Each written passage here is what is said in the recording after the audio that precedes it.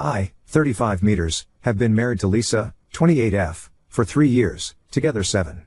A year ago, I fell deeply in love with Amy, 24F, and had been planning to end my marriage for her. I know it's terrible and not what my wife deserves, but we were the real thing. 2 weeks ago, she had an allergic reaction when we were getting food after work, but she used her EpiPen and seemed mostly okay afterwards. She usually gets checked at the hospital after a reaction, but I asked if I could take her home and she could get her friend to drive her there because my wife was expecting me back. All I know is that she had a secondary reaction that evening and died. I didn't even find out about it until the following Monday, through a work email. It has been eating me up ever since, and I will never forgive myself for not sacrificing an hour of my time to possibly save her. I sent some childish messages to Amy when I didn't hear from her over the weekend because I thought she was angry I didn't take her to the hospital. I am thankful she never saw them and ashamed that I assumed the worst. Our relationship was great and the highs far outweighed the lows, but I have always hated being ignored and I lose my cool when it happens. It is not a regular occurrence and I would have more than made it up to her.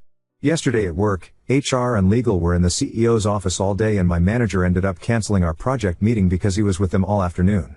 I was on edge, but an affair isn't exactly a corporate crisis and I thought something would have already happened if anyone knew. I am now 99% certain it was about me. A few hours ago I received a message from Amy's phone which said, "This is Amy's brother, Tom. I want you to know it was me." I tried to call but it went straight to voicemail, and none of my messages have been delivered.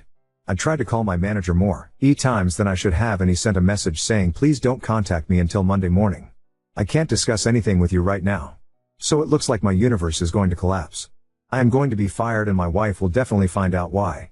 All I can do is hope that Amy's brother only showed them the messages from that weekend, and they were bad enough. I have no family except my wife and daughter and nowhere to go. All of my friends are either people I've met through my wife, or my colleagues. On Monday, everything I've spent over a decade working towards disappears. I can't stop it. I can't talk to anyone about it. So here I am. I know cheaters are the devil so I'm not expecting sympathy, but this is making my chest hurt and I need to get it out there. Tom has real Elena Tyrell energy. True king shit. Amy was not a child. She was an adult woman who was capable of making decisions for herself. We had every intention of building a life together as equals. Those arguments went both ways, and there are plenty of messages as well as my actions which show I treated her extremely well. Why would she commit to building a life with me if I was horrible to her? She had all the power. She had months and months of evidence of our relationship, including intimate images of us together. I may have been higher up at work, but it is completely fair to say she was the one with the power. My life is about to be ruined and she could have pulled the trigger any time she wanted. I also didn't actually threaten her. It was a stupid comment about what would happen if our relationship came out, as well as another I incorrectly believed she was having. It's not exactly a threat to remind someone that sleeping with multiple managers in a niche industry isn't a smart career move if it comes out.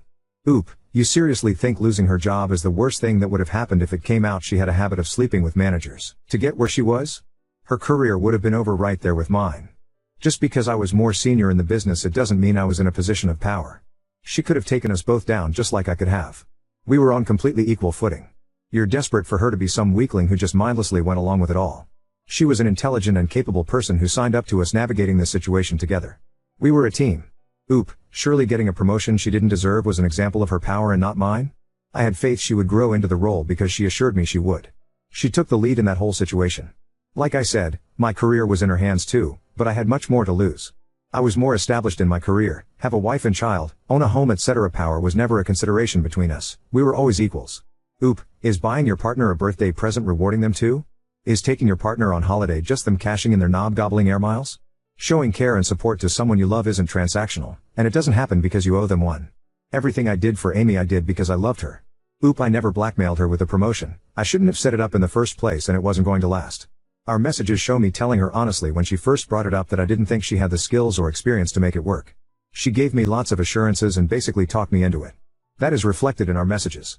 Did bring it up a few times in arguments, but I wasn't suggesting that she would be demoted because of problems in our relationship. It was always because of her performance in the role and the way she secured it.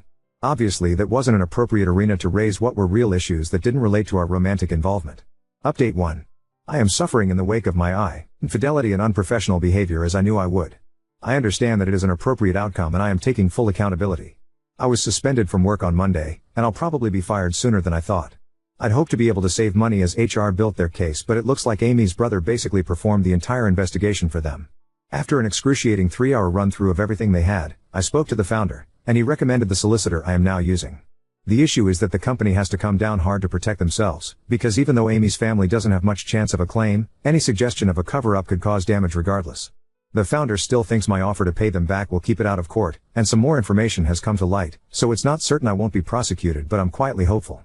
I can't afford to keep the solicitor if this goes much further, especially with a divorce on the horizon. Things are not good with my wife. I'm still committed to making this as easy as possible for her, but I had to draw a line when it came to my daughter. When I got home from being unceremoniously escorted out of my office, she already had a bag packed for me. She wouldn't let me wait at the house until my daughter was back, she wouldn't let me check I had everything I needed, she wouldn't let me take the car, and she didn't care that I had nowhere to go. I spent 2 nights in a hotel then went back when she refused to let me see my little girl. She tried to stop me, but we own the house jointly and it was my only option. My wife has family she could stay with, but she won't leave our daughter here and she's absolutely not taking her, so we're at a stalemate right now. I'm keeping out of her way as best I can, which I appreciate is the least I can do. The Amy situation is quite difficult to talk about, and a lot hasn't sunk in yet. It turns out that she didn't love me as much as I loved her, if at all. Her brother sent me images of her talking to her friends about me, and it's hard to believe they came from the person I loved, but they are real. Sorry to those who were heavily invested in me being a predatory abuser, but she and her friends had a good laugh about her manipulating me for money and a promotion. The role came with a big pay rise, and it looks like her plan was to treat it as free cash, then go work with one of her friends when it fell through. She knew I'd come under scrutiny whenever she messed up and assumed I'd keep stepping in to save her. She was right. Obviously I am completely humiliated. I was planning to give up everything to build a life with her, and she was treating me like a joke the whole time. My feelings are complicated, so please don't feel entitled to any expansion on this, but I no longer feel guilt over her death. Reddit acted like I kept her hostage whilst she begged for help. What actually happened was that I asked if she could ask her friend to take her to the hospital because I had to go home. She said that was fine because she needed to get some clothes back from her anyway, and I dropped her off as normal. Ultimately she was an adult who had a better understanding of her medical needs than I did. I still don't know what happened between us saying goodbye and her death, but whatever it was, it had nothing to do with me. I'm sorry for her family's loss, but I bear no responsibility for her passing. After Amy's messages to her friends were passed around, a few people quietly reached out with words of support. I assumed everyone would write me off like Reddit did, as an abuser and predator. Now it's clear that Amy was using me, they see me as a fool who had then lost it all. It's beyond humiliating, but I have learned I'd rather be pitied than despised, and it improves my legal position with work. They're small mercies, but I'll take what I can get. I remain filled with regret, and I will have learned any lessons by the time I get through this. I may have been deceived, but I am a grown man who made my choices, and I take full responsibility for them. TL, Doctor, I am currently suspended from work, but will certainly be fired. It's unclear whether I am in serious legal trouble. My wife and I are not navigating the end of our relationship brilliantly, but for my daughter's sake, we will get better. Amy turned out to be a better manipulator than she was a project manager, and her brother outed her whilst trying to ruin me. Life is deservedly hard right now, but I'm working through it. The founder still thinks my offer to pay them back will keep it out of court. My expense account largely funded my relationship with Amy. It wasn't unusual in the company we worked at, but now there is a potential scandal. They're suddenly shocked and appalled by my actions. I want to make this as easy as possible on my wife. I have certain legal rights I was willing not to use in order to make this easier for my wife to navigate, which is absolutely appropriate given that my actions caused the entire problem. Living in my home was the most relevant one. I left immediately and by choice, and the only thing I asked for was regular access to my daughter until we made a formal arrangement. She didn't provide that access, and she gave a stupid and petty reason for not doing so. I had one single, solitary, and perfectly reasonable boundary, and she didn't respect it. Now I use the right I always had, to live in the house I own. I understand that I'm not exactly in a sympathetic position, but if you're a genuinely reasonable person, I don't think this is one for the reasons op is a bad person list. I didn't refuse to leave the house. I left willingly and immediately and had no intention of going back, despite the fact that I own the home jointly. I had one condition, and it was completely reasonable, that I be allowed to spend time with my daughter Reg. Ullerly. My wife declined, so I was left with 2 choices, go without seeing my daughter indefinitely, or move back into the house I have every right to occupy. Easiest decision I've ever made. In short, no. My wife and her feelings are entirely separate from our daughter. I made it clear I didn't expect access to our home, that I would only contact her about our daughter, and that as long as I had reasonable unrestricted access, she would remain in the driving seat throughout this whole process. She fell at the first hurdle and denied me access, so things have changed and I make no apology for that. My solicitor told me very early that being completely truthful would benefit my case. Do you know what I did in response to that? I was completely truthful, because it was made clear to me that it would make my life easier. My wife was basically told the thing, only me seeing my daughter is what would have put her in the best position. She chose to go against that, and now she's living with the results of that.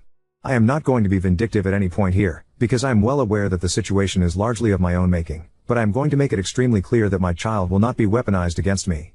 My wife's discomfort is not a consideration in this one very specific area. Oop, you're asking the wrong question. She doesn't have to trust me with my daughter, because she is not the sole decision maker on that front. If she had genuine concerns about me being around our child, she could launch an emergency petition for sole custody. She won't though, because she knows she doesn't have a leg to stand on. Again, being a bad husband doesn't make me a bad father.